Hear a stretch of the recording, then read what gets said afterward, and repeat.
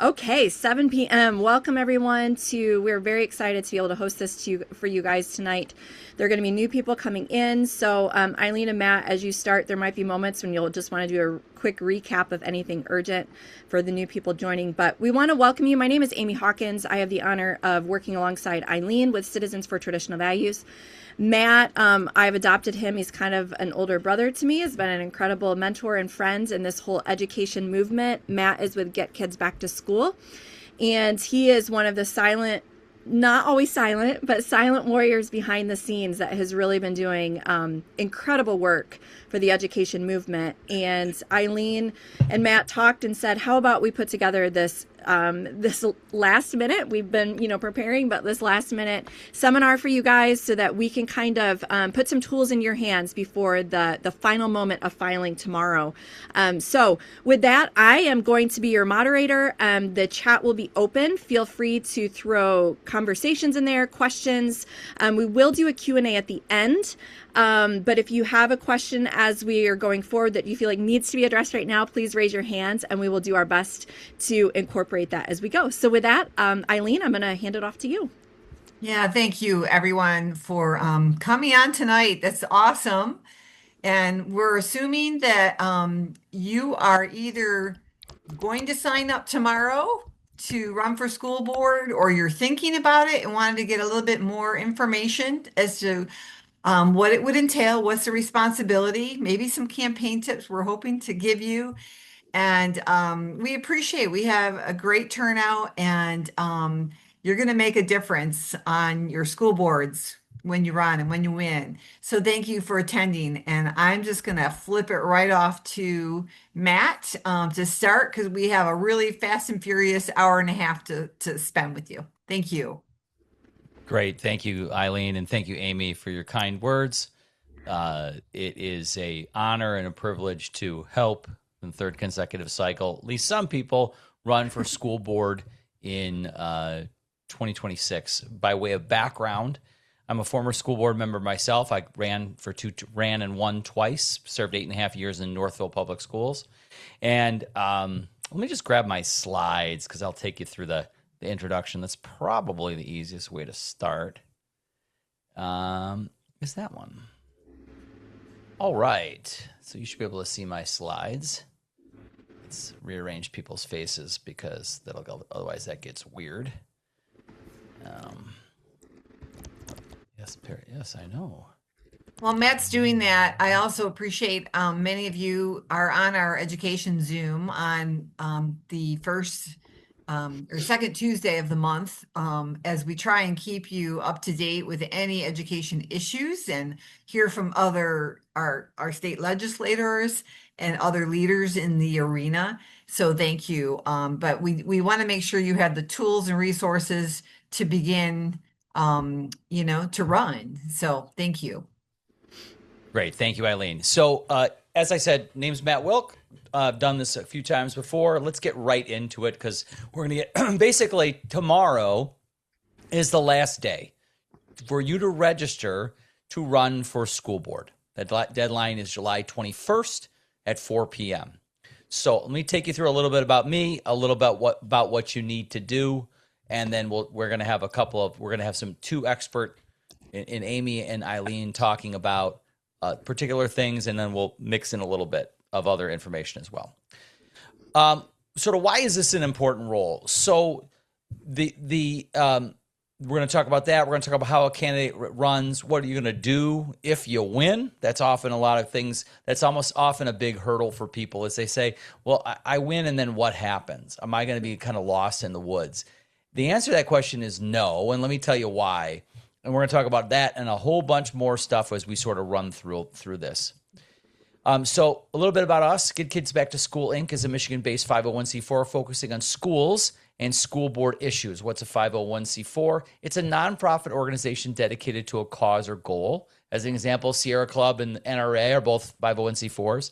We can give out independent messaging about candidates, good or bad. We can do support. We can do training. We can't give more money than an individual.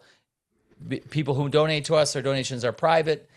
And in the last cycle, Democrats spent $1.6 billion of C4 funds to get elections. We don't have $1.6 for $1 billion before you ask. Not yet. Not yet. We're getting there. It's a little bit at a time. So in 2020, my term ended in 2020, and I had a lot of people come to me say, I would like to run for school board, and I don't know how.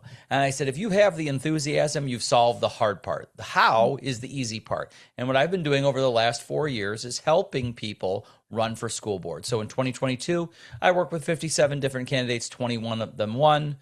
2024, 53 candidates, 16 of them won. 2024 was a tough year. Democrats spent a lot of money to win school board races across the state. In one particular race, which I was only parenthetically helping with, there was almost $1 million spent between both slates.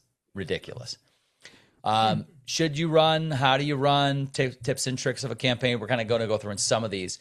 What we're going to talk about a lot, and I mentioned here that we fought off millions of dollars of MEA and AFT PAC money. We provide trainings like this. So this one is very particular. And this one is, we're going to talk about what I need to know, how to run. MASB, a lot of people have relied on it. It's a good source for some information. It's kind of biased for others. It used to be more center of the road. It isn't any longer.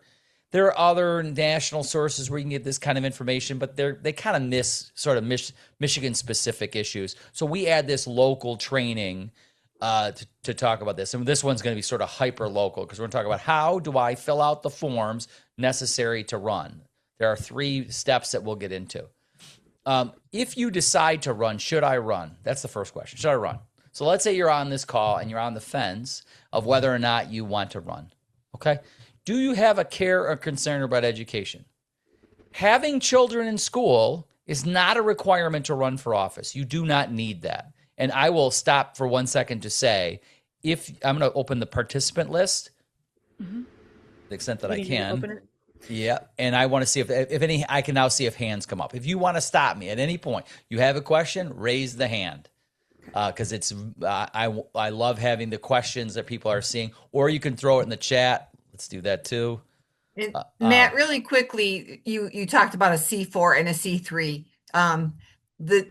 Quickly say what the difference is between you mentioned it and okay. There was a question. So a 501c3 is an entity that is very akin to a charity. Donations to a 501c3 are tax deductible. 501c3s have the greatest restriction on their activities. 501c4s are also not for profit. They are called technically social welfare organizations. And they donations to a 501c4 are not tax deductible, but they are private. Natasha says, I went to a Wayne Moms for Liberty meeting similar to this, just recapping networking, Waverly District, Lansing schools. Awesome, Natasha. Thank you for throwing your hat in the ring. It's going to be great.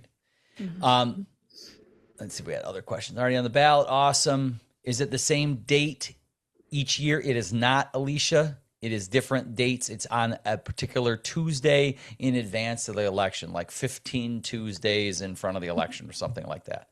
It's 501c4 already registered. Great. Julie, great job. Rebecca, awesome. Congratulations. Thank you. So we're going to have some people here look like they're already on and others are not. So we'll go through the how to get on for the people that don't. And then the people that are already on, they're going to get tips on what they do at this point. So again, if you're thinking about it, you want to tell I don't know, but I'm thinking about it. Having passion about education is important because you're going to dive into a lot of these issues. You're going to learn a lot. Now, some of it you all may already know. You may be a parent of children. My kids just graduated high school this year. So for the past 12, 13, 14 years, I've been kind of intimately involved in our school. And that may be you, that may not be you. So one of the things I tell people is having kids in school is not a prerequisite. You can be a grandparent. You can be a citizen activist. Do you care? Are you concerned about schools and the direction things are going? And sadly, the direction of a lot of this stuff is the wrong direction. So there's a lot of work to be done. A lot of things can be fixed. Are you ready to be active and vocal about issues? Okay. I am a shrinking violet. I don't like talking in public.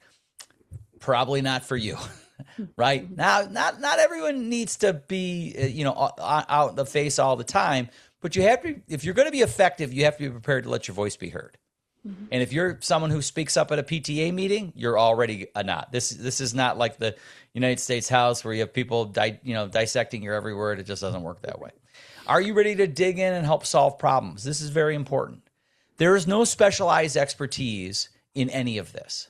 Okay, that was one of the interesting things I found out. You will have a group of people who are educational professionals, and they're generally very good at a very, very narrow thing, like the technical aspects of education. They're not normally, some of them are teachers, some will come through the teaching ranks, but pedagogy is not necessarily even what they're doing. Everything outside of that is completely out of their field. Okay, so you are qualified. No specialized knowledge is required. It is the closest thing we have in this country to citizen-led governance. Okay, these are nonpartisan races. Your name doesn't come with an R or a D, whether you believe that or not, right? Whether you're independent of your beliefs. And one of the things you'll find is that a lot of these issues don't cut right, left anyway. There's a lot of commonality between various people on various issues. We need passionate people, right? We need people that are willing to throw their name in and work hard and do those things. Are you motivated to guide and lead? Part of your job as a school board member is you're the connection between the people and the superintendent and the rest of the staff for that matter.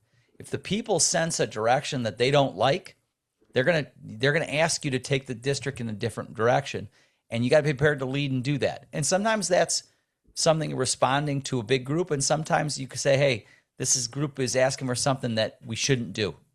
Okay, so you've got to be motivated to guide and lead. If you're in it for just the name tag, we derisively call people they're called them placard. They wear the little placard and they want to go to the football games and say I'm on the school board, and that's all they want to do, and they want to rubber stamp the superintendent. Don't do it. It's not worth it, because you or anybody else can get that placard, and it's just we're here to make things better, and there's a lot of work to be done. Okay, so let's get to the basics of how do I run for school board. I have made the decision. I want to run for school board. What's the first thing that I do? And I'm going to cover the first three. Okay, the first three most important things you do. They're administrative tasks. We're going to hear from experts on other key elements. Okay, and we're going to do some training on other issues. If we have a little time here, we'll do a little more. But if we not, we're just going to dedicate maybe every, say, third week or so, we'll have when we're going to dive in deep on an issue, because I want everybody who runs and attends one of my seminar to be educated on issues. I want you to have a deep understanding of how the issues work, because I don't want you running out on the campaign trail and saying, we're going to do X when you really can't do X.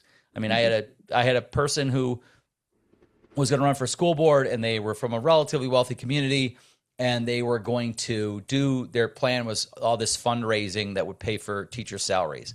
Turns out you can't do that. Can't do that. That's illegal. So it's like, okay, that's great. We don't want you to send you out in the field with a plan that you just can't do. But I want you to get that sort of specialized knowledge. The big ones we're going to talk about are budget. How does that work? Because that's very opaque sometimes. I was board treasurer for 6 years, so got a good handle. Parents' rights is probably the number one question that we get, is what is the right of a parent and how does that all work in? And sort of the role of a board member sort of fits in too, because sometimes what you're told is really more what some people want and not what your actual rights are. Okay, so let's complete the administrative tasks. All right, and I'm going to do this as if it were me running for school board again, and you're going to see how easy this is. The first task is completing what's called the Affidavit of Identity. Okay, you accompany that with a check for $100 or signatures. Since you're late, you're going to use $100. But truth be told, I tell everyone to use $100. You don't want to go through signature verification. It's a bad idea. It's $100. After you do that, you're going to create a campaign committee, and that's true whether or not you are intending to raise a substantial sum of money. Okay, there's one small exception we'll get to. You're going to file what's called a statement of organization. That's a piece of cake. And you're going to get a bank account. And I'm going to take you through all that because the TIN is now easy to get. Okay. Let's start with the affidavit I am. I'm going to go through some slides.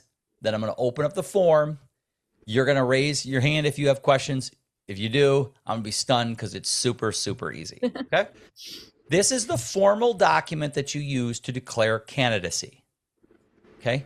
You turn it in and I say to the relevant clerk.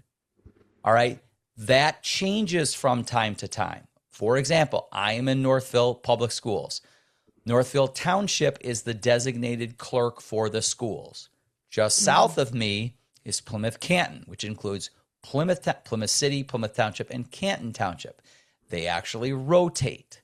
So this year, Canton Township clerk is the right person. In some places, if you have lots of cities and municipalities, it may be the county. That is a phone call. When you are prepared to do it, you're going to pick up the phone, you're going to call your county clerk, and you're going to say, where does the affidavit of identity for school board for X and such school district need to be submitted, right? And they'll say, you go here, and then you go there and you hand it in to them, okay? Might be a local, might be a county. Let's do our example. So I'm going to stop sharing. I'm going to open up the affidavit of identity, and I'm going to share that screen. Okay, in front of you, you should see an affidavit of identity. All right? It says all affidavits must be received by the filing deadline and the date and time specified here. I'll save you the effort. That is tomorrow at 4 p.m. Okay? You cannot mail it in. You could have, but it runs the risk of not showing up. You never do that. Nobody does that. Okay? So there's different where to file. We just talked about that. Information, office, and attestation, tough one, are the only things we do here. So if I'm running for office, I'm going to put my name in. Matt, can I stop you for 1 second? Sure. Where did you get this form from? I just put it in the chat. Yeah, I got it from the state. Okay. It comes off the state website. Okay. And Amy's got it in the chat. So. Amy's got it in the chat. I can have it. Okay, I'm going to do one thing real quick, just so I can. Let me do one thing here. I'm going to put this in the chat. Everyone, please, you can write this down. This is my email. Use it. If you want to get a hold of me and you cannot find something, I don't know what to do here, what's next, please email me, and I'm happy to take care of that. Okay? Piece of cake. Put your phone number, your email, etc. Okay. Office name. Now,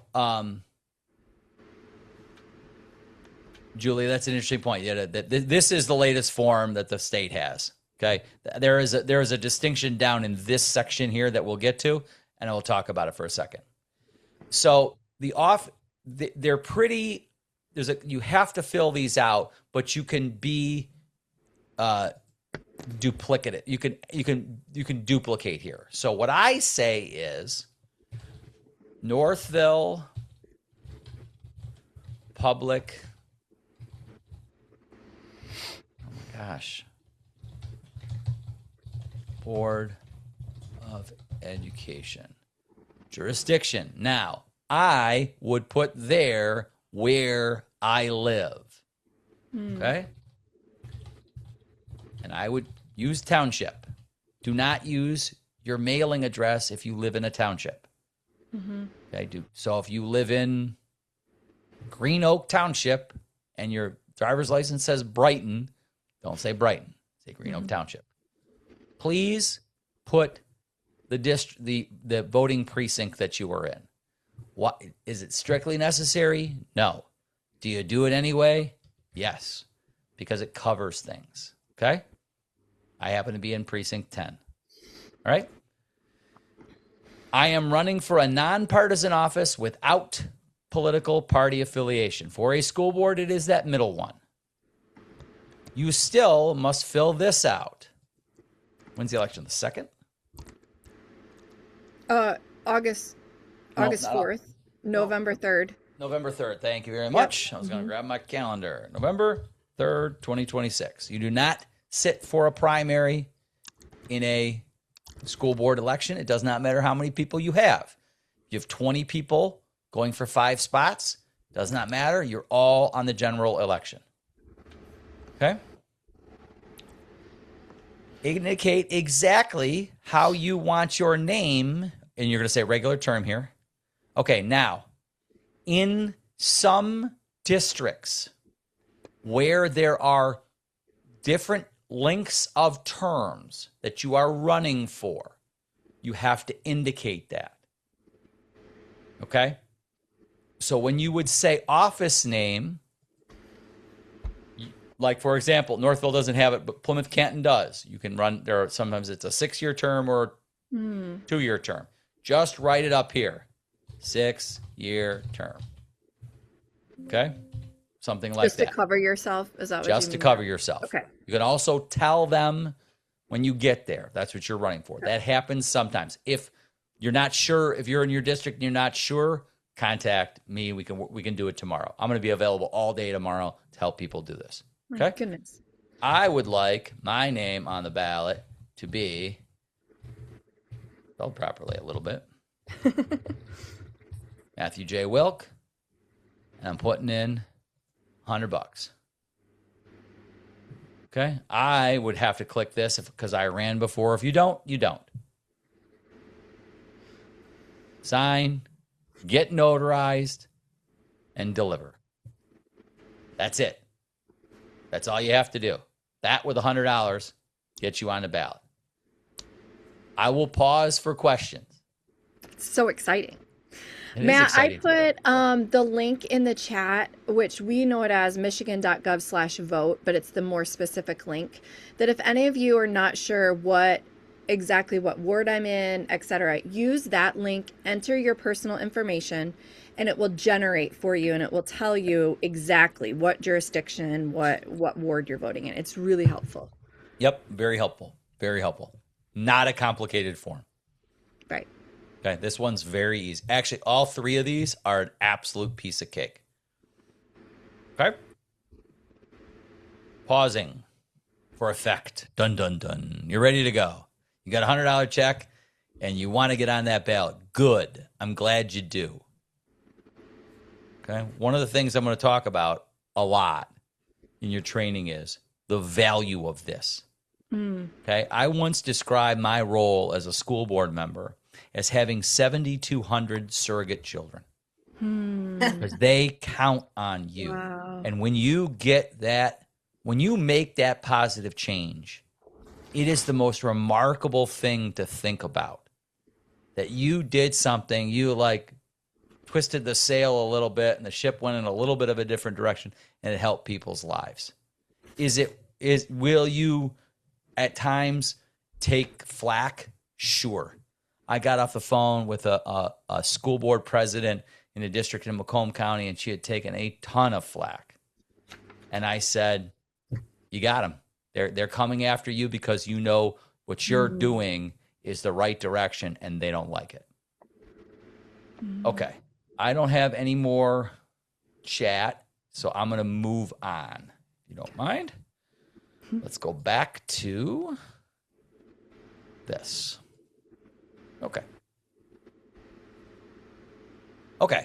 Once you put your affidavit of identity in, you have to create a campaign committee.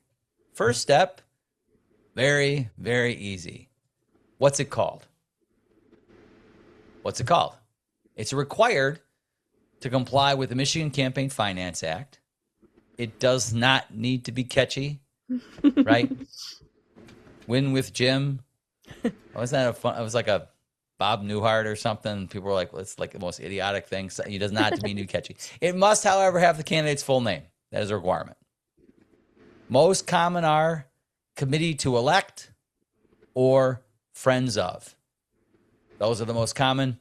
Don't make it complicated.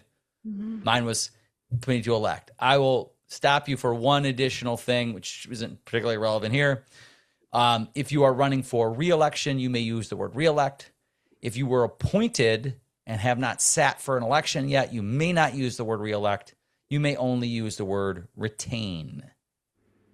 Okay? Probably doesn't affect most people here, so I don't talk about it in this particular training. Campaign to elect is easy.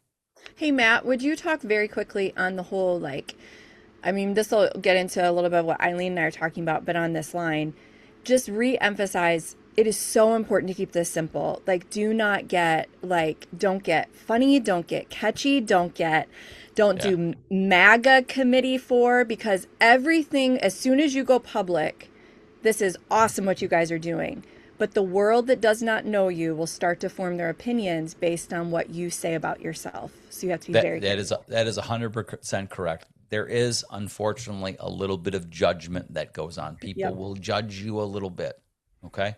Perfect. And what I say to that is, be the generally protective parent that you always are. Yep. Do not hew to a party position. You are not nominated or supported by a party. You don't have to do that. Ask yourself, does this make sense or not? If you think it does, and you probably will, what you'll find is that something like 80% of decisions at the school board level are comically bipartisan. And what happens is, I don't know why people would they take these positions that don't make any sense and they hurt kids. And what you're going in to do is to make sure that's not happening. Great question, though. Thank you. So campaign committee, piece of cake. Committee to elect Matt Wilk. Okay? I'm going to go skip right through questions because we're going to go right.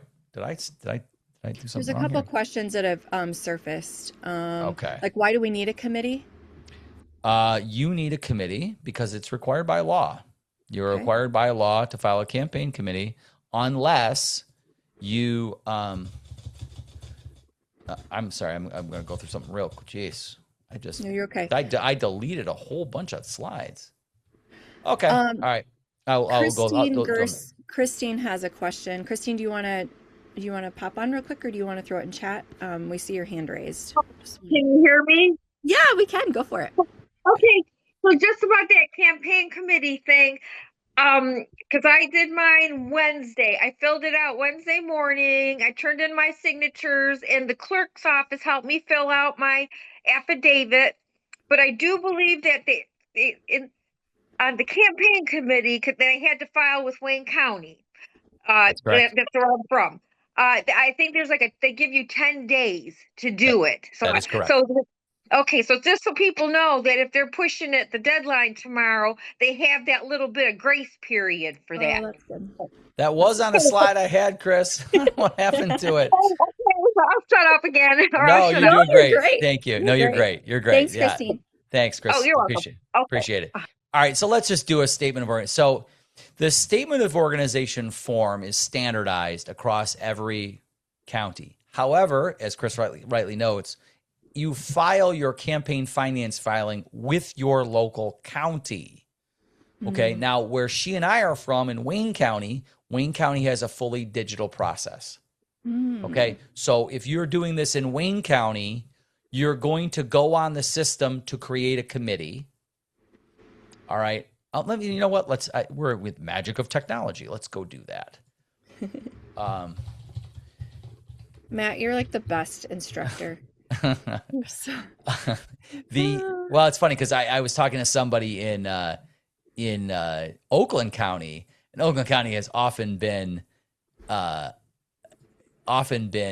way ahead of Wayne County, except for this one. So Oakland County you still mail them in, and Wayne County you just do them online. So the form content is the same whether it's online or whatever, and there's really only sort of two things you have to do. Okay. And I'm going to give you a little trick in here too. So let's go to this. All right. This is the Wayne County Campaign Finance. File a campaign committee. Okay. So we have this. Unfortunately, this is going to block my. So we should not stress about this? No. I mean, I know it's important. Okay. So everybody remember that. When you see all the words, don't worry. And you have 10 calendar days. Okay. Okay. Name, email, phone. You did have to have an email because the forms are returned to you via email. Office type, school board, office, trustee, district, Livonia. Okay.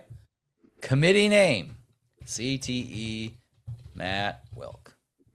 Okay. Email, date committee was formed. That's the date you're filling this out. Address is where you must have this one. You may have a P.O. box.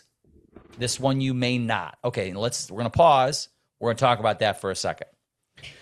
Some people say, I want to run for office, but I don't want my address publicly disclosed.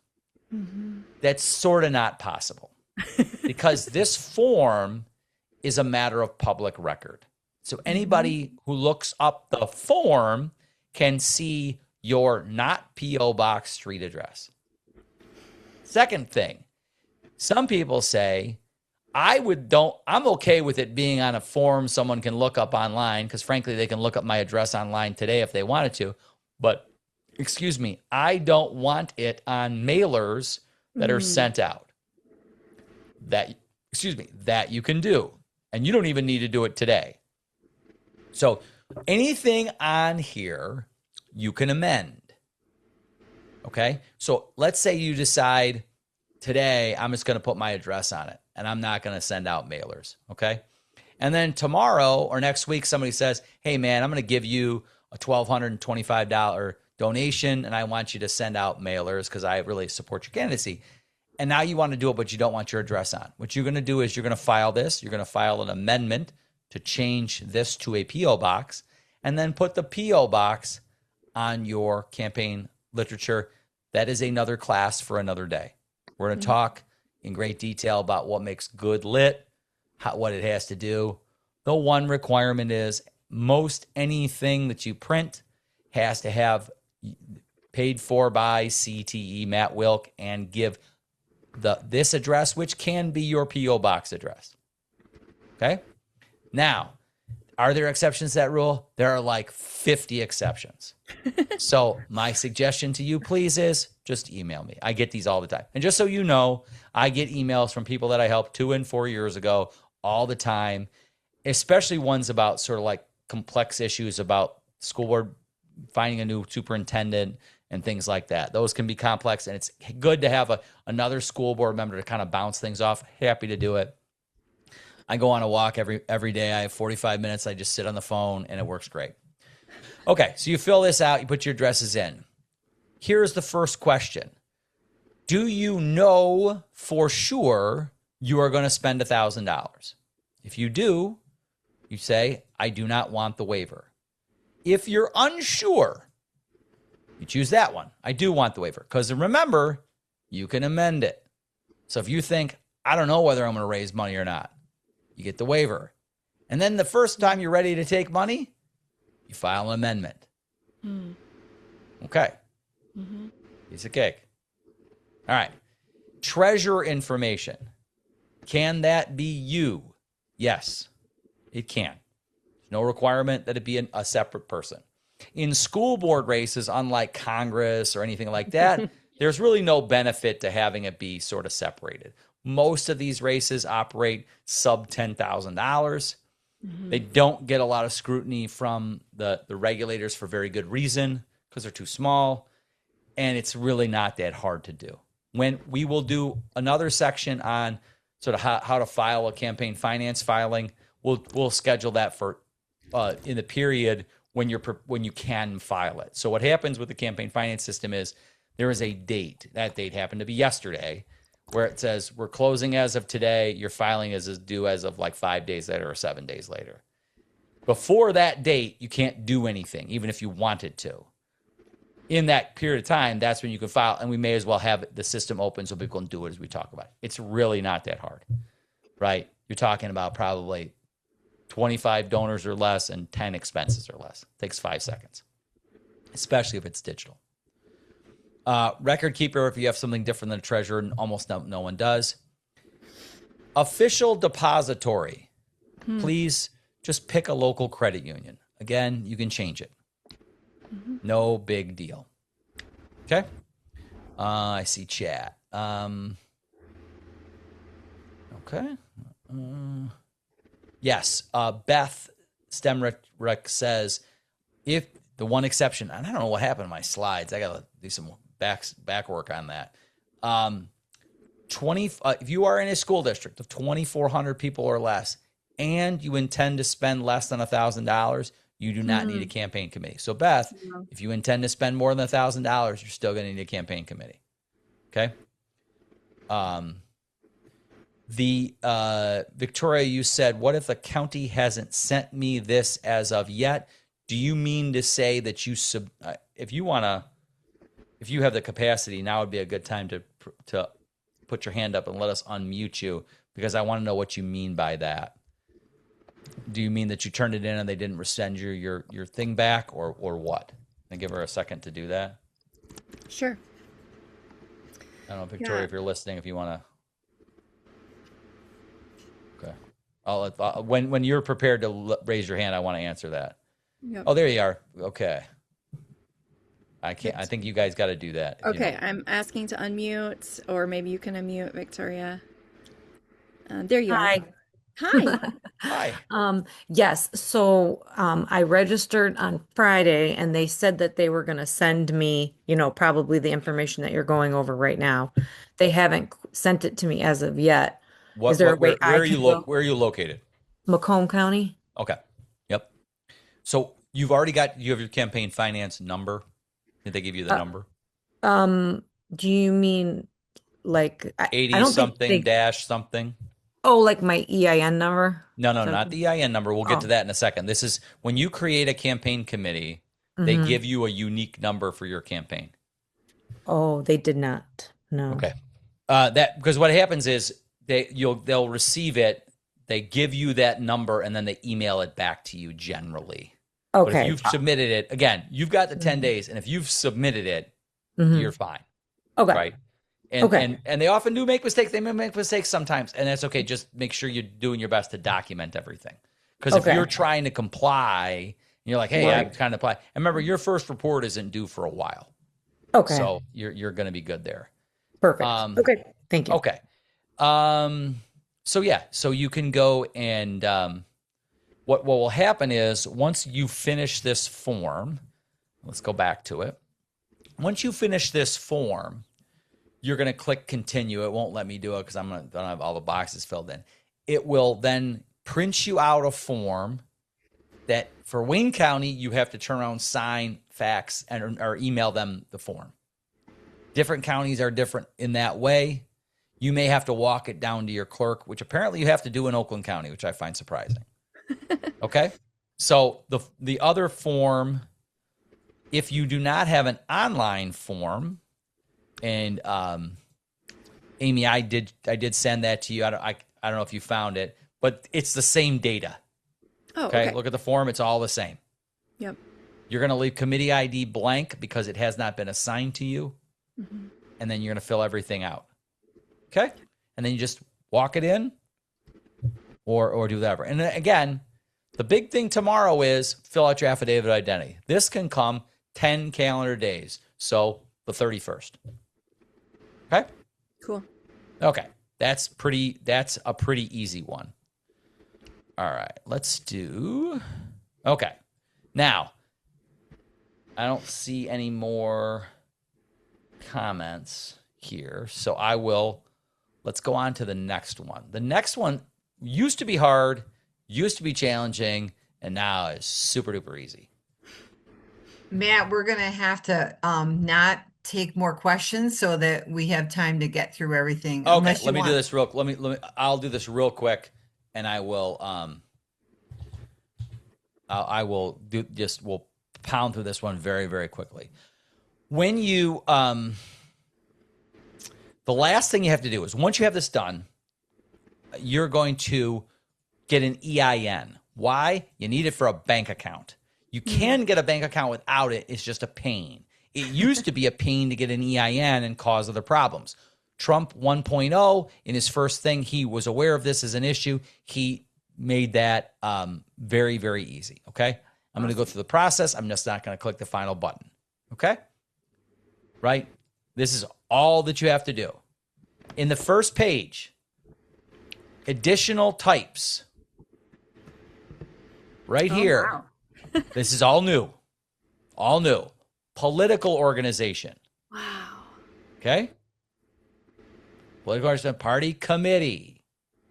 Why is this important? because they're not going to look for a tax return from you. Okay? If you file a certain one, they're going to send you a letter. Where's your tax return? Not this one. Okay? You're going to have started a new business. Continue. I'd have to write in my ID, whatever. I'm going to stop sharing. I'm going to just type it. I'm going to hang on 1 second, please. Well, that's super helpful. So, and I think Matt, so just so everybody's aware too, we will, obviously you guys all have a deadline for this initial form tomorrow at 4 p.m.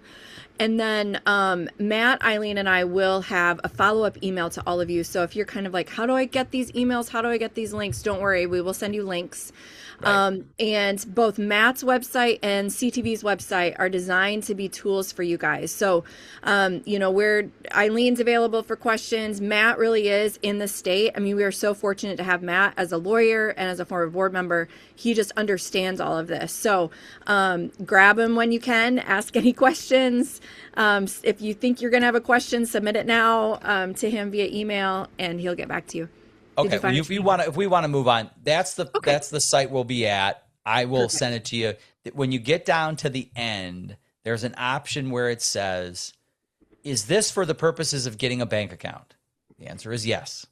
When you fill that out, they will not be looking for tax returns from you. You click the final button. It generates. You want it by digitally. It generates a PDF. Let's copy that to your computer. Save it. There's your EIN. Now you have your statement of organization and your EIN. You can walk in any bank, create a bank account, and now you can importantly do what? Start accepting checks. That's awesome. This has taken longer. I could go on for this. Oh my gosh, you guys both know I can go on like this forever. Okay, It's so we got to cut off at some point because people got to sleep. So I'll hand it back to you guys. You guys can keep it going, and then we can touch on so if other you guys, topics as we Matt's still with us through 8:30. Matt and Eileen are going to do some more talking through things, so throw your questions in the chat. Eileen, I think we're going to pivot now to, I'm just going to go through some basic social media and email stuff, right? Okay. Yes. So for those so Eileen and Matt are your primary presenters tonight. They asked me to step in and to just do Eileen, I don't know if you can share that screen that I have, that you have sure. With the links.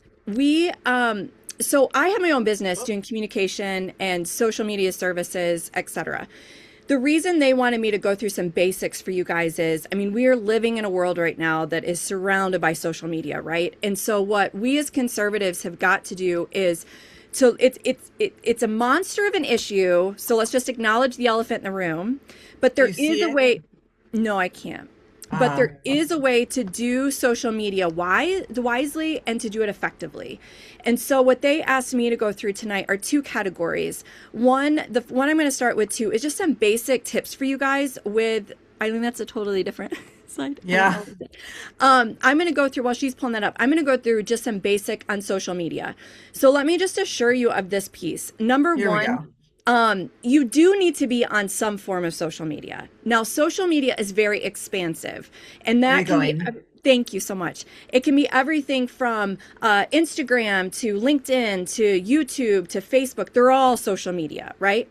First of all, you need to, as you are choosing to file for office, you do need to take stock on what digital footprint you have out there. And you need to take a moment and go back and clean things up. Right? Like if you're one of those that's had social media since high school, go back, take time. It may take you a couple hours. Go back and remove old posts, remove things that are going to cause anybody to see you in a discolored light, right? We are redemptive beings where God, even if you're saying to yourself, I've made mistakes years ago, I shouldn't run for office. That's not what I'm saying. I'm saying we need to be very careful with everything that is online about us. We do not need to walk in fear. We need to walk in wisdom. And we need to do the best that we can to make sure, to the best of our ability, what we have out there is an accurate reflection of who we are now. So if there is content, old videos, rants that were distasteful, right? Just use discernment, go back and clean those up. Second of all, you do not have to do all platforms. You should not do all platforms. What you need to figure out is who is your target market. And what I mean by that is The voters in Macomb are going to be different than the voters in Newaygo, and they're going to be different than the heartbeat of Detroit, and they're going to be different than the UP. So your target market for the voters you need to reach, where are they hanging out? Is it on Instagram? Okay, Instagram might be the place where you need to start elevating your voice. Is it Twitter? Use Twitter, but choose one or two and do it well. X. Yes, thank you. I'm stubborn. I still use the old title. Be professional. You should, I'm going to jump around just a little bit here, but you want to be professional with your content. You want to be authentic.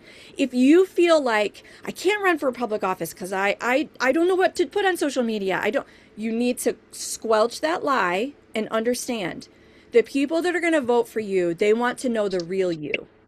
They want to see you out working in your garden with a short video. Hey, I was just picking green beans and I just had this thought about why I'm passionate about running for X, right? Or, hey, I just got done from my daughter's soccer game and I had this amazing conversation with a mom and it inspired me to.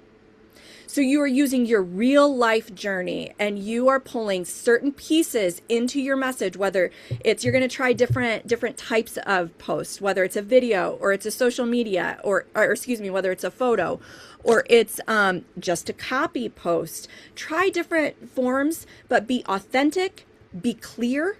I was just on, I will not name who it was. I was on a congressional candidate's website today. You cannot tell what district she's running for. So when you're announcing to the world, I'm running for school board, be very clear about who, what, when, where, and why. When is the election? What are you running for? What do you need from people? When people post, Amy, that's so true. I had my 16-year-old say to me a couple times, all these governor candidates are, out there with their ads and commercials. He said, Mom, who's that person? They never said what they're running for. And I'm like, what? And he was absolutely right. You assume everybody knows what you're running for. And that was for governor. So, I mean, how much more are you going to have to say school board? Yep. You've got to make sure when you're using your social media, if I had to tell you right now one platform to use, I would say embrace Facebook. Do it with wisdom. If you're going to use your profile, you've got to make your settings public so that the people that find you, they can find it. If you're going to use a page and keep your profile private, that's your choice. But just make sure there is a place that you can publicly share your information. The votes that are being taken, the links to the meetings, an article that was inspirational, a story about a family in your district that needs support, right? And when people respond to you, engage. Republicans are very good about putting content out there and then never coming back for the conversation. And that is such a taboo on our side. We have got to be all about the relationships. And when you are developing relationships with your community, by you engaging with them in friendly, civil discussion, you are showing them a piece of your heart and who you are. And be consistent. Would you go to the next slide, please? The second thing that I'm passionate about many things, but one of the things I want to encourage you guys on is embrace email. You're going to have people that are going to tell you email's so outdated. They are wrong. Email is the one place that every citizen goes to check every day or every other day of who's saying what, right? We get a lot of spam, we get that, but it is an incredible mission field, an incredible bulletin board where you should be sharing. Here's just some of the basics. Right now, whether you're running in Lansing, you're running in Macomb, tonight, make a list of the top 10 people that know and love you dearly and care about what you're talking about and that you're running. It might be your husband, it might be your grandson, it might be your next door neighbor, it might be your pastor. Do what you're comfortable with. Ask them, may I have your permission to put I'm running for school board, may I put your email on an email list? What are you going to use it for? I just want to keep people posted on what I'm doing, on why I'm running, on how they can help, how they can pray for me, right? But so start with your small circle. Do it consistently. Where you are starting to share information. Don't forget there's a school board meeting. Don't forget there's a need. Would you like to join me for dinner? And then let's go to the school board meeting. But you're starting to engage people because a lot of times they will gather the information there and then they will pass it on. Have a place. I love Google Forms. If you're open to Google, you can find another free tool online. Create a form where as you interact with people in your district, they can sign up for your email list. Hi, I'm Mary. I met you in the grocery store. I love your heart. I'd love to put me on your email list, right? So have that link. If you are just sending to say 10 to 25 people, you're fine to just use Gmail. But make sure you always always, always use BCC. And if you're not sure what BCC is, go Google it. BCC is basically blind carbon copy. And what that means is I can send Matt an email right now, and I can blind copy all of you on that email. Matt doesn't know that I've just sent it to 31 other people.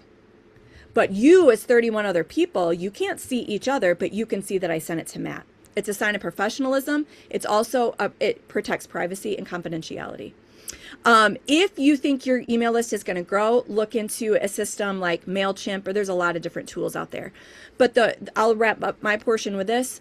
The whole thing with your email list should be about serving. Please recognize, I have a friend of mine, Matt and Eileen know him, former Senate Majority Leader, and he taught me, he said, never, and this would be one of my highlights for you guys, one, never assume that your district knows what you know, or sees what you see, or hears what you hear.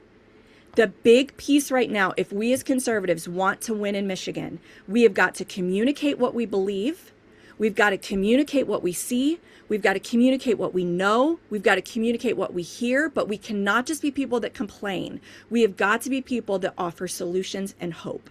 And so use your email as a form of serving. And then last but not least, just to encourage you all, if you're all sitting there saying, I can't do this, this is all so overwhelming, you need to understand that your decision to step into the arena in this moment is historical. If you had tried to do this a decade ago, Matt and I could have looked at you and said, you are kind of alone. But there is a slow growing movement of people that are ready to take back their school boards. So if you choose to step into this role in this moment, history books are going to look back. Even your family's lineage is going to look back and make note of when you stepped into the arena and things started to turn. And with that, Eileen, I'll hand it back to you. If I could add one thing that I put in the chat. Yes. If you are that rare person that is voluminous on Facebook or Twitter or both, and you got like, look, man, I don't want to talk about anything I did more than X period ago. There is a service that provides that. It's not for free. It costs money. I've used it. It's very effective, called Redact. And you basically link up Redact with your social media, and you say, I want everything over X age to be deleted. I do mine once a year, and anything over 5 years old is gone. So if you happen to be that, you can, that's one solution. And then Rebecca has a question for you, Amy. How often should we be posting, sending out emails? So one, you want to do it in a way that's like manageable, right? So one, do it set yourself up for success. But be consistent. So if in your mind, you know how we all are as humans, we start something, at least for me, and I'm super eager. I can do this every day. Set like milestones that are realistic. So if your school board meetings are ideally, once a month or every 2 weeks or however that goes, maybe try to do an email every other week. At minimum once a month. And do it consistently. It's the first of every month. So even your audience knows that, like, I know that on the first of every month, Rebecca is sending me a report of what's going on in the schools, how I can support and how I can help. Believe me, that will build over time, and you will get people to say, hey, someone sent me your email. I've been praying for you guys for years. Please add me to the list. Regarding social media, you definitely need to be doing something daily, and it has to feel authentic. And if you need more help on that, I'll get you my info that I can help as well. So, Eileen? Thanks, Amy. That's, Amy is just a rock star on this, and I've used her advice many a time, because that's where people are right now. They're on email, they're on Facebook, they're on Instagram, and you have to meet them where they are on X. And it's not always comfortable. I mean, I can attest to that myself, and Amy can tell you, but it is a good way and an easy way and a cheap way. Remember when we had to mail everything before? And do you know how much a stamp costs now? So, look at it that way, from that perspective. You don't have to spend as much. And to Matt's point too, you do definitely, well, I'll get to that, but in terms of building your network, you need to build your network, and don't be afraid to say, even if you have $10, that helps me, towards, my future fundraiser at an ice cream. I ran for county commissioner and had ice cream fundraisers, and people brought their kids and $25, and they had a chance to get together, talk to each other. At the same time, it helped me build my network.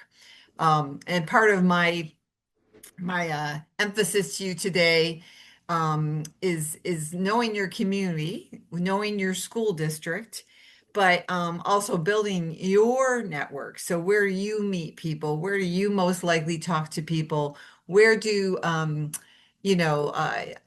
obviously with Citizens for Traditional Values, we focus on the church. And this is running for school board. You are doing like step A, aside from precinct delegate, you're doing step B, and you are responsible Christian citizens. And I really, truly, from the bottom of my heart, appreciate that you're on this call tonight, that you're thinking about it, that you're and that some of you have already, signed up, because there are many a congressman and senator, I'll have you know, that they started as school board candidates. They learned good governance by being on a school board, and they took that good governance they learned on how to be on a board with their colleagues on a school board. They took that into a county commission seat, or a House of Representatives seat, or a state Senate seat, or a campaign, congressional seat. So, I think I don't want to underscore lightly the importance of this particular role for our nation, frankly. And I've been desperately trying to get people to stop focusing on the national the national news for a minute. Let's focus on Michigan, and we have all these races in Michigan right now in the next 3 months, and yours is one of them. So thank you again. So on some of the quick campaign tips I wanted to share with you, in talking to others too who have run, and I'm sure Matt and Amy, you can chime in, but you all know your own community, your own school districts, and they are not the same. So my, Chippewa Valley in Macomb County is not going to be the same as Fremont and Newaygo, and it's not going to be the same as Portage down in Kalamazoo. So really think about, and they're not all the same size. And some you're going to have to, I was talking to someone today that she got on the school board. She had a heart for family. She had a heart for her school district. She was not a mom. She didn't have kids in the school. And she found basically 12 people that she got signatures. I know, Matt, you said go ahead and pay. She got 12 signatures, and she signed up and she got on the school board. And people, because she cared about her district. And she knocked on 15 doors, but in her district, it wasn't as big. And, she got elected. But then her counterpart in Macomb County had to go to like 8,000 doors. So obviously she had to get some help. She had to get some volunteers to work with her. Every district is so different. I'm sure, Matt, your district in Northville is totally different. I mean, even than if you went a little bit farther north in northern Wayne County, or, southern Livingston County. So take a look at it. The average district, this is a real average, 2,000 to 3,000 kids, right? And depending on where you are, it could be up to 12 to 15,000 kids in your school district. And then take a look. You can look at the voter rolls.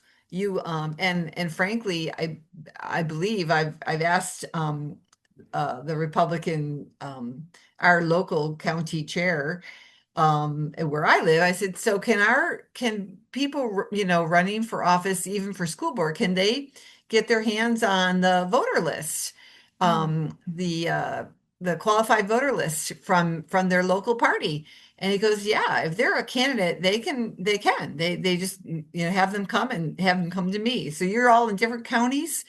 That's a good place to start. You want to look at who's your regular voter, who is going to be there in November, who is and if you're looking at doors and at who to touch or addresses. Maybe you do want to do one mailing or two mailings. I don't know how much you're going to raise, but mail to those people who are most likely to vote in an off primary, in an off year election. So our midterms are not presidential. They call them off year midterm. Make sure you're looking at those lists, and you can access those no matter what party you are. You go to your county chair and access those lists and take a look at your most likely voter for the November election and a midterm, and take a look at your precincts that are included in your campaign district. That's just a quick and dirty way to say, hey, okay, I want to reach those people. If you're going door to door, you created a flyer and you are talking about four things. Why am I running? What if I went to a door? What am I going to say to someone? Right? And may I encourage you, don't pin the target on your back. Now, Matt, you might disagree with me on this one, but I will tell you that right now we are concerned that you get elected. I want you all to get elected. And I want you to look at the issues, what is important, and think about who you're talking to at that door. And the average Joe, the average mom and dad want to know that obviously you care enough about their kids that you will serve time as a school board member, and take one Monday a night or one Tuesday a month and spend the time to review all the things that the finances of your district. Do you have strong academics in your district? Do you believe parents should have a strong role in your school system? Do you believe your school should be safe for your kids?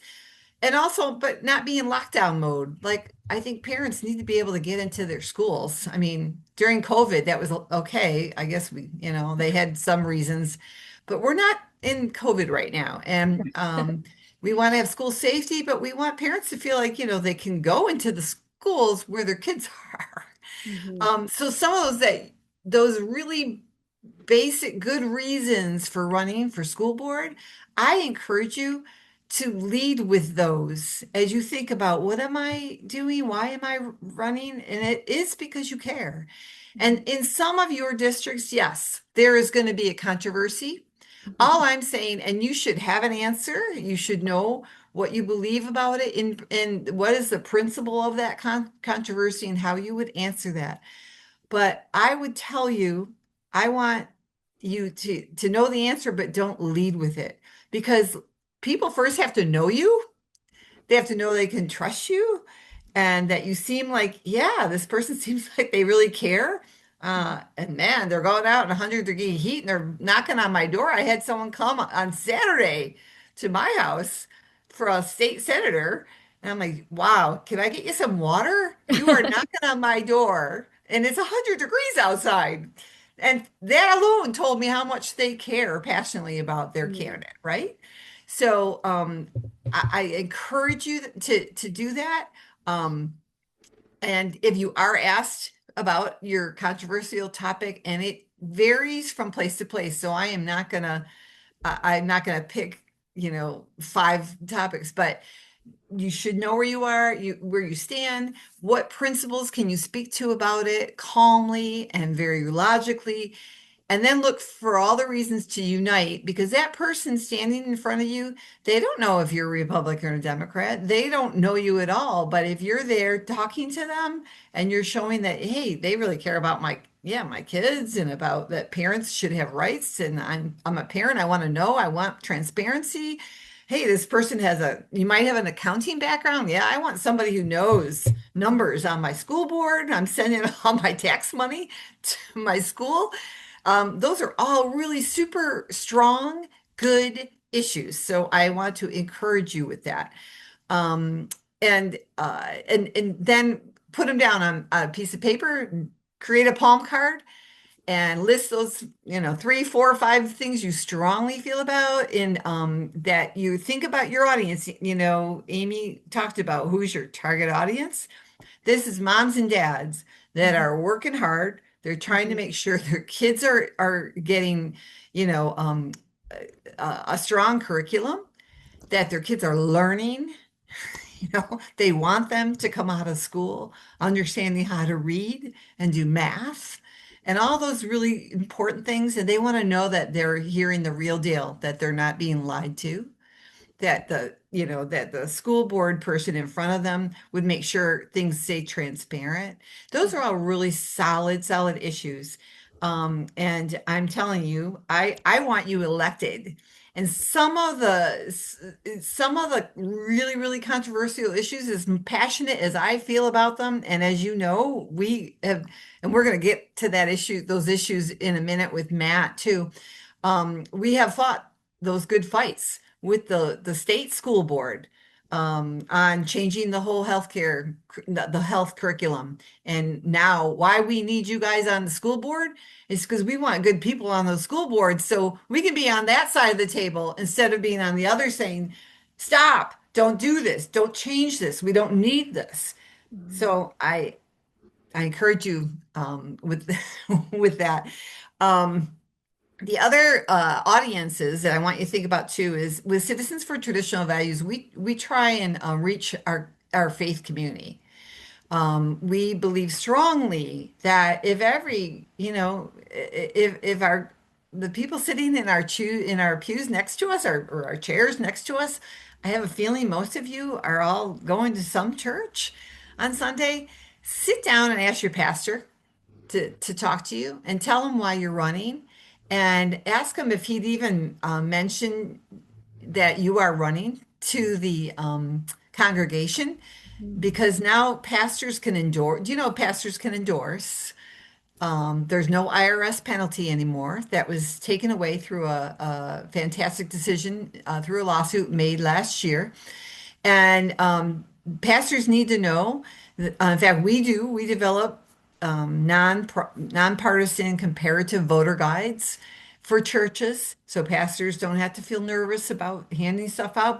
But it shows, here's this candidate A's values, candidate B's values. Now and see how they answered, or see who they're endorsed by, and then vote. So you're in a nonpartisan seat for schools. So your pastor or your priest or your leader should feel even more able and totally willing to stand up and let you have some, or at least introduce you to the congregation and say, I'm really proud of Patty Saylor running in Jackson County. She homeschools her kids, but she cares because her kids are going to go to school and work and marry and live with all these other kids in these other schools. And we're happy she's running for school board. Don't forget to vote for her. And I'm telling you, that will build your network. You need every single vote. And that's not hard to do. I'm sure most of you have some kind of relationship with either, if it's not your main pastor, another church leader, and I would bring that up to them. We have a document called Do's and Don'ts for churches, and we'll send it to you. I think many of you, I'm looking for it. I can. We can also send it in the link. Would you put it? No, I don't have it open. But Yeah, Amy, if you put it in the link, I thought I had it open. Yeah.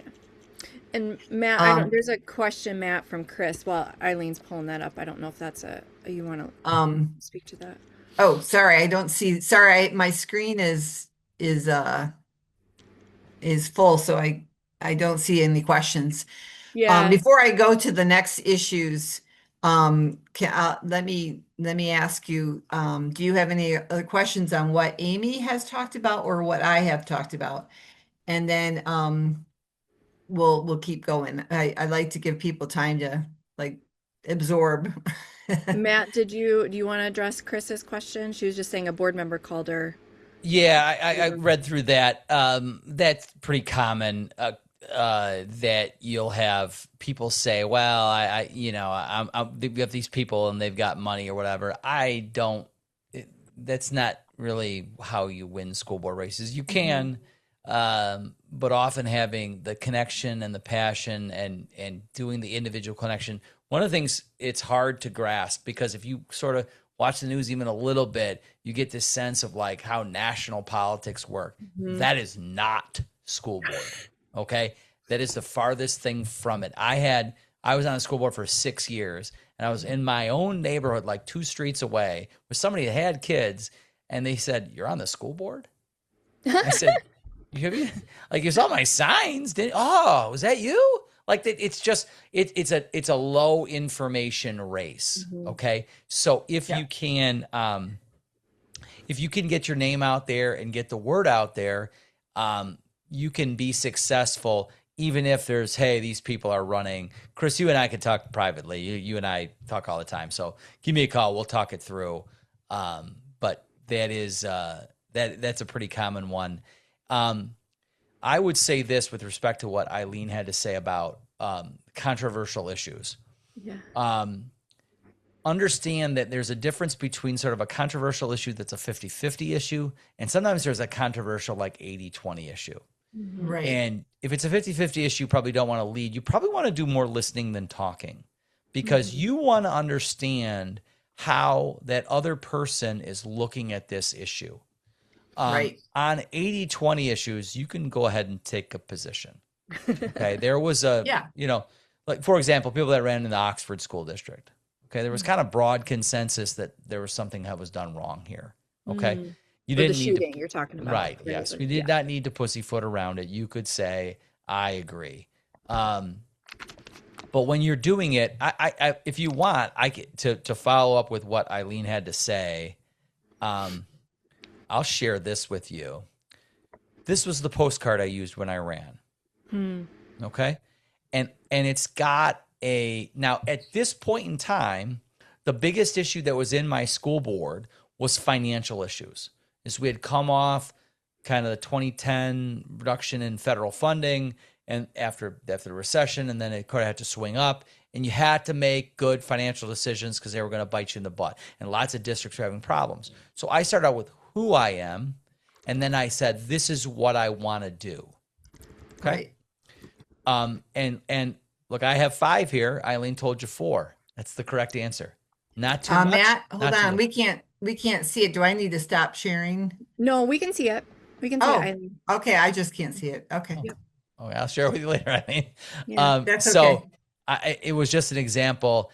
And my other thing is, if you have a family, put your pictures of your family up there. That is a much younger me. My kids are 19. I'm not married anymore. But if you have a family, that's another way to like, why are you doing this? What's your why? Yeah. Why do you want to do this? I have, look, my grandkids are in the district. Okay, that's awesome. A picture with your grandkids is amazing. Okay. But this is not like a national election. You do not have name recognition. I don't care what your name is. Right. Okay. I don't care. The vast majority of people do not know who you are. So what you want to do is the people who want to invest the time to learn about the schools, you want to be a solution to their problems. Hey, I've got this. And, my district, we had a lot of concern, a lot of districts do, about rubber stamping. That's one you'll hear a lot, is that people feel that the district board is only doing exactly what the superintendent wants done and not pushing back. That's an easy one to say, I'm not that kind of person. And not that you would necessarily make any different decisions, because you don't know enough at that point, unless you're really dug into the issues. You probably don't know. But you can say, I'm the type of person that asks a lot of questions. I'm the person that demands answers. Right. That's what people like to vote for. Yeah. And Rebecca, I saw you had said you don't have kids. You didn't grow up in the district. But I love this. You work in manufacturing, engineering, and do a lot with the local schools for careers in tech ed. And that's what you would put your focus on. That's awesome. That's awesome. It's just, and I'd vote for you today. Right. No, it hits a great demographic. That's a group of parents that everyone wants to talk about how the high flyers do, and we want to be great, and our SAT scores, blah, blah, blah, blah. But how do you treat the middle, and how do you treat the bottom? That's important. Yeah. Right. And that gets a lot of people want to hear that. And I would Yeah, say this before you, like Eileen and Matt, I'll throw this to you guys, have you weigh in on this. I would challenge people on if you guys, I mean, let's be honest, the majority of us have seen massive issues in education that I'm not a parent, I'm an aunt, but it infuriates me. But if any of you are approaching this, please consider this like sisterly wisdom. If any of you are approaching this like with a fury and with an anger, this may not be the right time for you to run, because our culture we need leaders that are calm and common sense, that can articulate our points, but that can also have mercy and see the other side, right? Like we can know truth, but if we're going to be effective in the school system, we need to build relationships. And so the more that we can come to the table as rational people who are willing to listen, right? To say, okay, Matt, I may not agree with you, but I'm going to hear you out because I respect you as a human, right? That's going to open so much more doors. So if, I don't know if Matt or Eileen, if you guys have anything to weigh on that. I mean, because there's a lot of passion and there's a lot of, if nobody else is doing it, I'll do it. And I'm going to take the fight to the mat, but don't go about it with that spirit. You'll wear out very quickly and you will burn bridges before you can ever build them. Yeah, go ahead. Oh, go ahead, Matt. I was going to say, as a school board member, we had some very controversial issues. You don't need to be angry. You need to be matter of fact, right? You need to say, this is the wrong way this is done. And when I get in there, it's not going to be done that way anymore. And remember, you're running against a board member, another board member, potentially an incumbent. Okay, there's a difference. That's the first step you ask yourself is on, Wednesday, you're going to find out whether you're running against incumbents or against new people. Being angry at the district does not help you when you're running against new people. Doesn't, because they can't be tied to them. You could, well, I wouldn't bring up your opponent's name. No. Bring up your name a lot. Bring up your name a lot, right? And what you want to do at this point is, because here's what happens in school elections, people don't pay attention to school in the summertime. They just don't. In about 2-3 weeks, people back to school sales, people start thinking about it. Where's my class list? How come my kids' third grade class has 30 kids in it? That's a tremendous issue that you will get parents' attention. Why was that not fixed through additional staffing? Why are they not listing? Why is that not revealed? Yeah. Right. Yeah. So absolutely. those are great. Local issues trump state or national issues. You want to talk about if you're in a district where it's a big issue, yeah, sure. If you're running in Monroe or you're running in one of these districts that has had an issue about kids with gender dysphoria, okay. But failing that, are you in a district that has an issue with your SEAB, your Sexual Education Advisory Board? That can be a big issue. And yeah, Matt, thanks for segueing to that. Because you can address the LGBTQ agenda in a way that also helps parents understand what exactly their rights are. And I confess to not fully understanding how much my local school district has the right, whether they want to even have sex education or not. In the local school district can make that decision. They do not. Those are health guidelines for the health curriculum.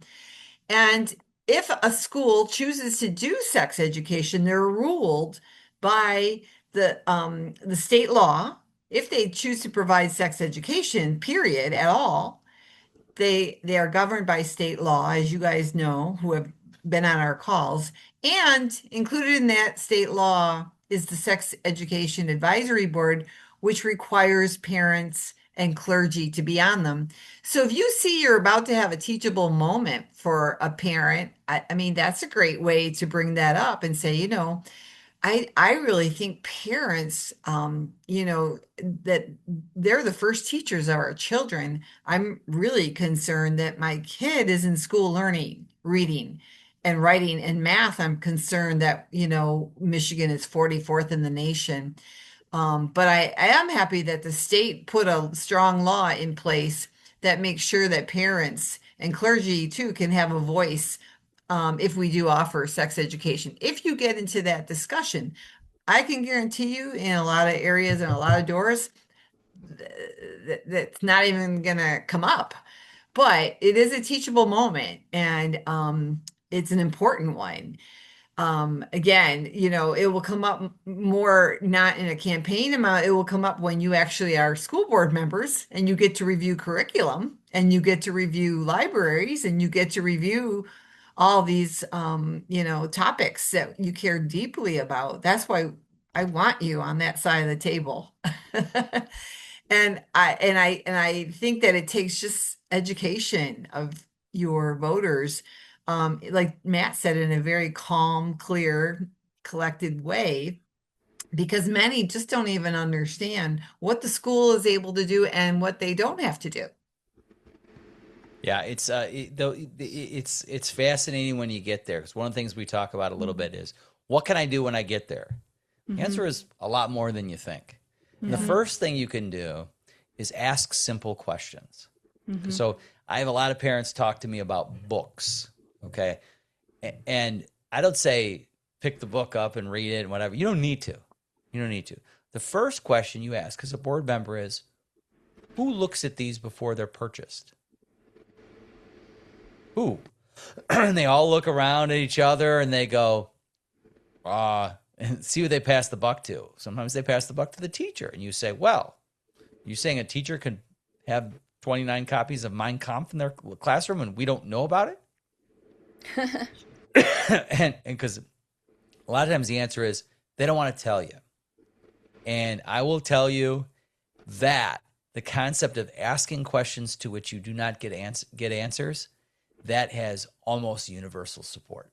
That people are like, whoa. Just answer the dude's question. And they don't want to. And again, maybe you watch too much national news where they have a guy in the house and he's dodging questions and the questions are right. That's not how it works in real life. In real life in a school where you're like, who signed the check for these books? Oh, it's this guy. Okay. Who proves the invoice before he signs the check? And then you could start to wind these things into these positions and you get oversight. And I will tell you, sometimes that oversight comes with successes. Sometimes when there's an issue you want to change, okay, that you put them in a position of having to take flack for that issue. And when they do, they stop wanting to fight. Okay, I had someone I was helping with a book issue in a particular classroom. He and a bunch of parents exercised their right to opt out of these particular books. First, they tried asking and got nowhere. They said, fine, we're opting out. And when the opt-out got to a critical mass, which in the state of Michigan happens to be 9, at that point, the school was going to be forced to hire a new teacher to watch them. And they said, nope, we're done. We're not doing that curriculum anymore. Success. Now, as a board member, you can do even more, because now you say, have we had inquiries about this? Remember, when things we talk about at board is you talk about policy, but you can phrase every question in the form of, do we have a policy for this? If not, why not? Because a lot of times, school administrators come out of a school. They are used to being the principal of the school, the king of their kingdom. Okay? So they don't like hearing questions about why did you do this and why not? And one of the things I would always mention, I mentioned every year I was on the school board, let's make sure that we have the org chart right. And the org chart is at the top, voters. Voters elect trustees. Trustees elect to pick the superintendent. The superintendent does not run meetings. Superintendent does not make calls on their own that the board does not want. The board is responsible to those voters, right? And you face election every 2, 4, 6 years, whatever your term is. But once you're in, I would say that it's the P and NPS, public. Public gets their say. So it's great. It's awesome. If you want to do it, dive in. You've got the other thing I want to just add one more thing, which sort of Amy and Eileen have sort of talked about, and I want to address it really directly. Yeah. You have support. Mm-hmm. Okay. Yes. Agreed. I was Yes. driving and I had a school board person who I know is another school board person, and they had it was a really complicated issue. It required like an hour conversation. I was in the car and we had an hour conversation. We came up with a really good game plan, like what we're going to do sort of legally and politically and within the school law and all this. It was great conversation. I am happy to have those conversations. Eileen is, Amy is. You got an issue? Let's talk it through, because one of the things you might find out is you're not the only one that's had that issue. Mm-hmm. Other people have too, and maybe they've had it very recently. And then, so now, and by the way, school boards, school people are sheep. They like to follow other schools. If you say, hey, in this particular other district I know of, this is how they're handling it, that's very powerful. So that's very important, just to know you have support. Absolutely. We're down to 5 minutes. There's a question from Wendy Jackson. Matt, I don't know if you want to grab, and then Eileen, if you want to make the kind of segue towards the conclusion. We do, if there's any other questions, we're happy to get a couple more in. One of you had asked if this would be an ongoing kind of training. To be honest, I mean, we're kind of pioneers in a way, as I think Matt can kind of attest, like for the last 5 years, right? Like, I mean, things have kind of imploded in such a way. When Eileen discovered what was going on at the state board level, that's when we started doing our monthly education calls. And so you guys are always invited to those. It's the second Tuesday of every month where we do an hour of training. We bring on friends like Matt, state legislators, state school board members, just to give you intel that you're not hearing other places. And it becomes a place that you guys can kind of put a face, a friendly face, you know, so that you're not alone. So that's one thing. Matt is continuing to do stuff. Matt and Eileen are just two of many people across the state that are really working to try to help gather and shape this whole arena. So what partly, to answer your question, and partly we need to know what you guys need, right? Like, hey, we can't find training on anything else. Will somebody please do X, Y, and Z? We're more than likely, if we can't, we could recommend. Matt or Eileen, did you guys want to? Now I want to answer Wendy's question. Yes, please. Again, going back to what we talked about, you do not need kids in the district. It used to be a campaign issue if your kids were going parochial or school of choice elsewhere. It is not. Especially, Wendy, you have phrased it perfectly. I don't send my child to my local school because it needs to be fixed. Mm-hmm. And you know what? Check your district. How many schools of choice kids do they receive? How many do they lose? If it's a big number, you can say that's a great issue to talk about. One of the things you see, a lot of schools do not want to have that conversation.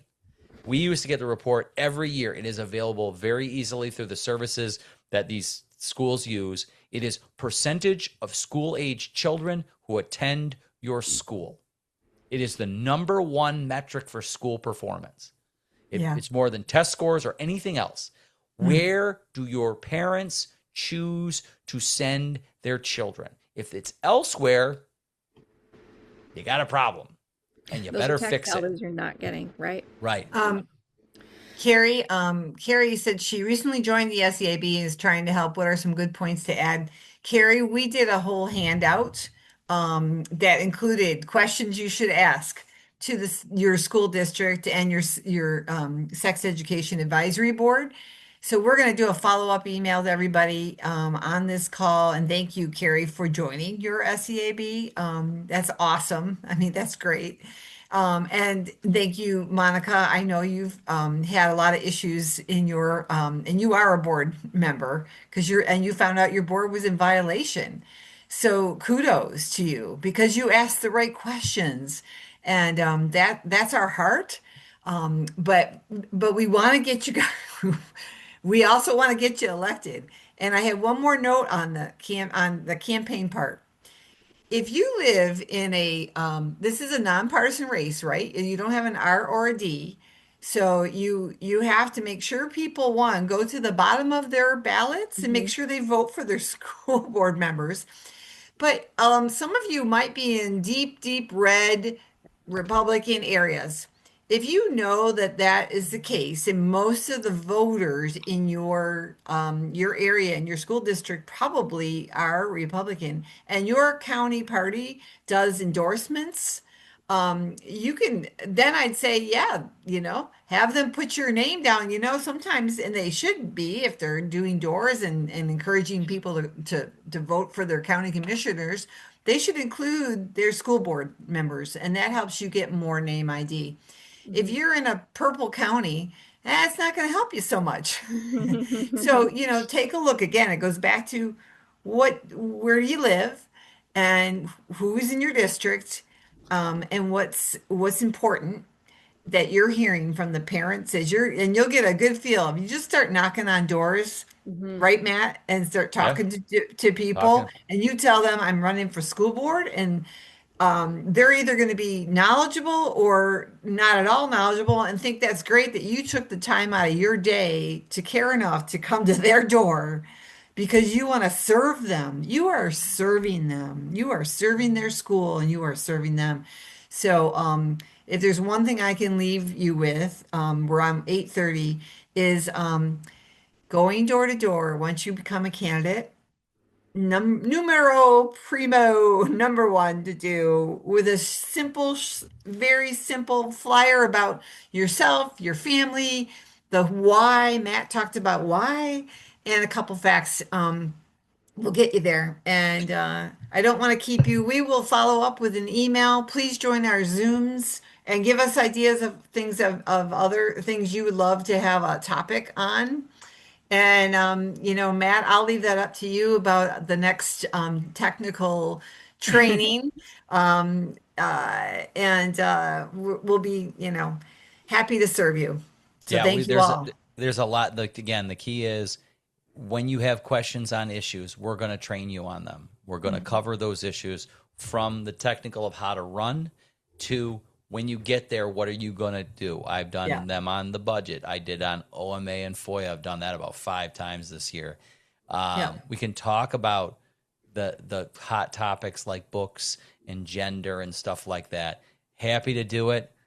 It's a piece of cake, and I want you educated, because the other one you're going to see is wait till you stand in line at pickup.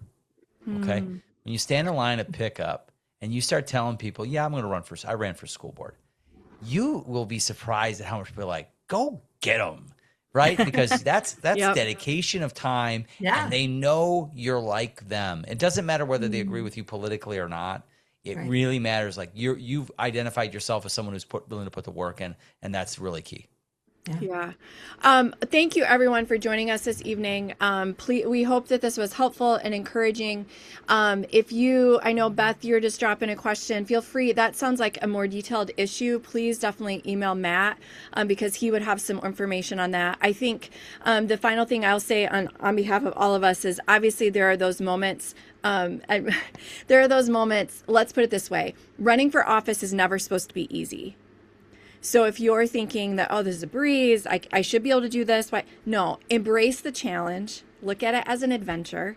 And if you feel compelled and called to do it, you may not be able to see exactly how it's going to happen, but just take the next step. And you'll be delightfully surprised at the adventure and the new friends you're going to meet along the way. And you really are going to be agents of hope for these kids that nobody else is standing in the gap for. So on behalf of Matt and Eileen and myself and just all of us that are working so hard to bring change to the education, thank you. We hope that you feel hope tonight, and do watch for our follow-up email, and we are standing by to see how we can help you further. Have a good evening, everyone. Thank you so much for joining us.